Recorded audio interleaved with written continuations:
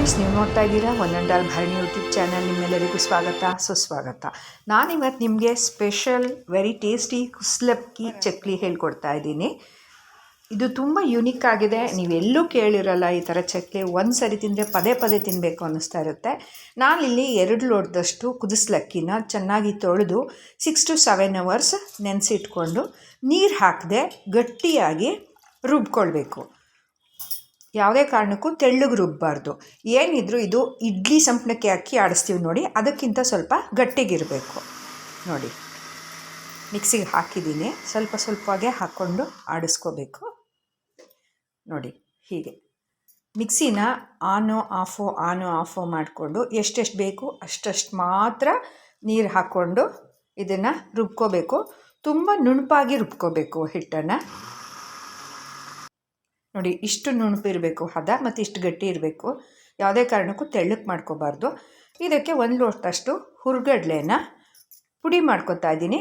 ಅದನ್ನು ಕೂಡ ತುಂಬ ನುಣುಪಾಗೆ ಪುಡಿ ಮಾಡ್ಕೊಳ್ಬೇಕು. ಇದಕ್ಕೆ ಯಾವುದೇ ಅಳತೆ ಅಂತ ಯಾವುದೂ ಇಲ್ಲ, ಅಂದಾಜಲ್ಲಿ ತೊಗೊಂಡಿದ್ದೀನಿ. ಉಳಿದಿದ್ದನ್ನು ಅಡುಗೆಗೆ ಬಳಸ್ಕೊಳ್ಬೋದು.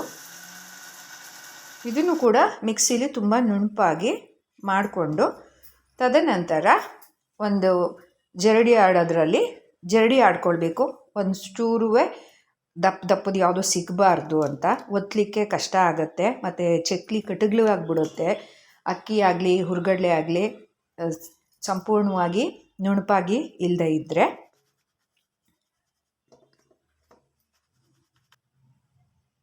ಒಂದು ಸರಿ ತಿಂದರೆ ಪದೇ ಪದೇ ತಿನ್ನಬೇಕು ಅನ್ಸೋಂಥ ಚಕ್ಲಿ ಇದು.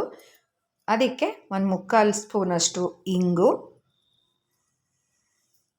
ಜೀರಿಗೆ ಮತ್ತು ಎಳ್ಳು, ರುಚಿಗೆ ತಕ್ಕಷ್ಟು ಉಪ್ಪು ಹಾಕ್ಕೋಬೇಕು. ಬರೀ ಅಕ್ಕಿ ಆಡಿಸಿರ್ತೀರಲ್ಲ ಅದಕ್ಕೆ ಎಲ್ಲನೂ ಬೆರೆಸ್ಕೋಬೇಕು. ಕಡಲೆಪುಡಿ ಸಪ್ರೇಟ್ ಇಟ್ಕೊಂಡಿರಬೇಕು. ಕುದಿಸ್ಲಕ್ಕಿ ಸಂಪಣ, ಎಳ್ಳು, ಜೀರಿಗೆ, ಇಂಗು, ಉಪ್ಪು ಎಲ್ಲನೂ ಚೆನ್ನಾಗಿ ಬೆರೆಸ್ಕೊಂಡು ಸಪ್ರೇಟು ಸ್ವಲ್ಪ ಒಂದು ಬೇರೆ ತಟ್ಟೆಗೋ ಅಥವಾ ಪಾತ್ರೆಗೋ ಹಾಕ್ಕೊಳ್ಬೇಕು. ಅದಕ್ಕೆ ಎಷ್ಟು ಬೇಕೋ ಅಷ್ಟು ಮಾತ್ರ ಹುರ್ಗಡ್ಲೆ ಪುಡಿನ ಬೆರೆಸ್ಕೊಳ್ಬೇಕು. ಸ್ವಲ್ಪನೇ ಬೆರೆಸ್ಕೋಬೇಕು, ಒಂದೇ ಸತಿ ಬೆರೆಸ್ಬಿಡ್ಬಾರ್ದು. ನೋಡಿ, ಇಷ್ಟು ಅಕ್ಕಿ ಹಿಟ್ಟು ತೊಗೊಂಡಿದ್ದೀನಿ, ಕುಸ್ಲಕ್ಕಿ ಸಂಪಣ ಹಿಟ್ಟನ್ನ. ಅದಕ್ಕೆ ಸ್ವಲ್ಪವಾಗಿ ನಿಮಗೆ ಕಲಿಸ್ತಾ ಗೊತ್ತಾಗುತ್ತೆ ಯಾವ ಹದ ಇರಬೇಕು ಅಂದರೆ. ಚಕ್ಲಿ ಒರಳಿಗೆ ಹಿಟ್ಟನ್ನು ಹಾಕಿದ್ರೆ ಅದು ಒತ್ತೋದಕ್ಕೆ ಸರಾಗವಾಗಿ ಬರಬೇಕು. ತುಂಬ ಗಟ್ಟಿನೂ ಆಗಬಾರ್ದು, ತುಂಬ ತೆಳ್ಳನೂ ಆಗಬಾರ್ದು. ಆ ಹದಕ್ಕೆ ಕಲಿಸ್ಕೊಳ್ಬೇಕು. ಇದಕ್ಕೆ ಯಾವುದೇ ಎಣ್ಣೆ ಕಾಯಿಸಿ ಹಾಕೋ ಅಂಥ ಅವಶ್ಯಕತೆ ಇಲ್ಲ. ಅಕಸ್ಮಾತ್ ನೀವೇನಾದ್ರು ಹಿಟ್ಟನ್ನು ತೆಳ್ಳಗೆ ಆಡಿಸ್ಬಿಟ್ಟು ಹುರ್ಗಡ್ಲೆ ಜಾಸ್ತಿ ಹಾಕ್ಬಿಟ್ರೆ ಎಲ್ಲ ಕದ್ರೋಗ್ಬಿಡುತ್ತೆ. ಆದ್ದರಿಂದ ಆದಷ್ಟು ಕುದಿಸ್ಲಕ್ಕಿ ಹಿಟ್ಟನ್ನ ಗಟ್ಟಿಗೆ ಆಡಿಸ್ಕೊಳ್ಬೇಕು. ಸ್ವಲ್ಪ ಹುರ್ಗಡ್ಲೆ ಪುಡಿ ಬೆರೆಸ್ಕೊಂಡು ಅದನ್ನು ಹೀಗೆ ಒಂದು ಹದಕ್ಕೆ ಕಲಿಸ್ಕೊಳ್ಬೇಕು. ನೋಡಿ, ಈ ಹದಕ್ಕೆ ಇರಬೇಕು ಹಿಟ್ಟು. ಚಕ್ಲಿ ಒರಳಿಗೆ ಹಾಕಿದ್ರೆ ಈಸಿಯಾಗಿ ಅದು ಆಚೆ ಬರೋ ಥರ ಈ ಥರ ಸ್ವಲ್ಪ ಪೋರ್ಷನ್ನೇ ಕಲಿಸ್ಕೊಳ್ಬೇಕಾಗತ್ತೆ ಅಕ್ಕಿ ಹಿಟ್ಟಿಗೆ ಹುರ್ಗಡ್ಲೆ ಹಿಟ್ಟನ್ನು. ನಂತರ ಚಕ್ಲಿ ಒರಳಿಗೆ ಸ್ವಲ್ಪ ಎಣ್ಣೆನ ಹಚ್ಕೊಂಡು, ಒಂದೇ ಸತಿ ಹಚ್ಚಿದ್ರೆ ಸಾಕು, ಪದೇ ಹಚ್ಚೋ ಅವಶ್ಯಕತೆ ಇಲ್ಲ.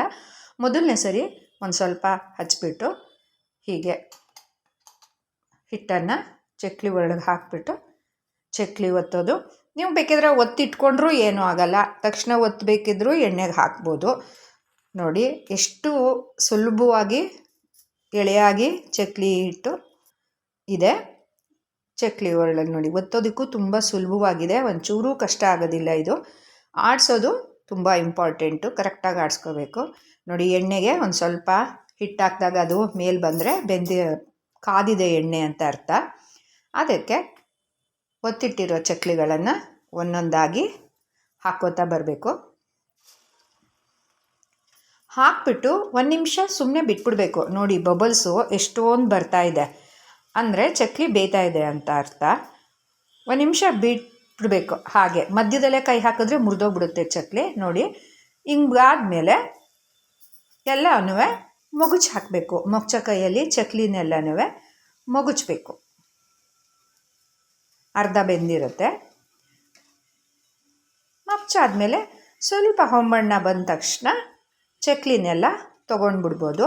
ಇದಕ್ಕೇನು ಜಾಸ್ತಿ ಹೊತ್ತು ಬೇಕಾಗಲ್ಲ, ಚಕ್ಲಿ ಬೇಗ ಬೆಂದ್ಬಿಡುತ್ತೆ ಬೇರೆ ಚಕ್ಲಿಗಳಿಗಿಂತ. ಇದಕ್ಕೆ ಖಾರದ ಅವಶ್ಯಕತೆಯೂ ಇಲ್ಲ. ಇದು ಹೀಗೆ ಬಿಳಿಗೆ ಮಾಡಿದ್ರೇ ರುಚಿಯಾಗಿರುತ್ತೆ ಕುಚ್ಚಲಕ್ಕಿ ಚಕ್ಲಿ. ಇದಕ್ಕೆ ಖಾರ ಹಾಕೊಂಡೋದೇನು ಅಷ್ಟು ಚೆನ್ನಾಗಿರಲ್ಲ. ಇದು ಬರೀ ಬಿಳಿದೇ ತುಂಬ ಚೆನ್ನಾಗಿರುತ್ತೆ. ಬೇಕಾದವರು ಚಿಲ್ಲಿ ಪೌಡ್ರು ಬೆರೆಸ್ಕೊಳ್ಬೋದು. ಇದು ಹೀಗೆ ಚೆಂದ ನೋಡಿ. ಅಡಿಗೆ ಒಂದು ಪೇಪರೋ ಅಥವಾ ಕಾಟನ್ ಬಟ್ಟೆನೋ ಹಾಕ್ಬಿಟ್ಟು ಎಣ್ಣೆನೆಲ್ಲ ಚೆನ್ನಾಗಿ ಸೋರಿಸ್ಬಿಟ್ಟು ಎತ್ತಾಕೋಬೇಕು. ನೋಡಿ ಎಷ್ಟು ಗರ್ಗಾಗಿದೆ. ಆರ್ಲಿಕ್ಕೆ ಬಿಡಬೇಕು. ಸೂಪರಾಗಿರುತ್ತೆ. 10-15 ದಿನ ಇಟ್ಕೊಳ್ಬೋದು ಇದನ್ನು ಒಂದು ಏರ್ ಟೈಟ್ ಬಾಕ್ಸ್ಗೆ ಹಾಕ್ಬಿಟ್ಟು. ಎಣ್ಣೆನೂ ಜಾಸ್ತಿ ಬೇಕಾಗಿಲ್ಲ ಈ ಚಕ್ಲಿಗೆ, ಸ್ವಲ್ಪ ಎಣ್ಣೆಲೇ ತುಂಬ ಚಕ್ಲಿ ಮಾಡ್ಬೋದು. ತುಂಬ ಟೇಸ್ಟಿಯಾಗಿರುತ್ತೆ. ಇದು ಚಾಮರಾಜನಗರ ಸುತ್ತಮುತ್ತ ಮಾತ್ರ ಈ ಕುದಿಸ್ಲಕ್ಕಿ ಚಕ್ಲಿನ ಮಾಡೋದು, ಬೇರೆಲ್ಲೂ ನಾನು ಕೇಳಿಲ್ಲ. ನೀವು ಕೇಳಿದರೆ ಅಥವಾ ನೋಡಿದರೆ ಕಮೆಂಟ್ ಮಾಡಿ. ಮನೇಲಿ ಒಂದು ಸತಿ ಮಾಡಿಕೊಂಡು ಹೇಗೆ ಬಂತು ಅಂತ ನನಗೆ ತಿಳಿಸಿ. ಲೈಕ್, ಶೇರ್, ಸಬ್ಸ್ಕ್ರೈಬ್ ಮಾಡಿ. ಧನ್ಯವಾದಗಳು.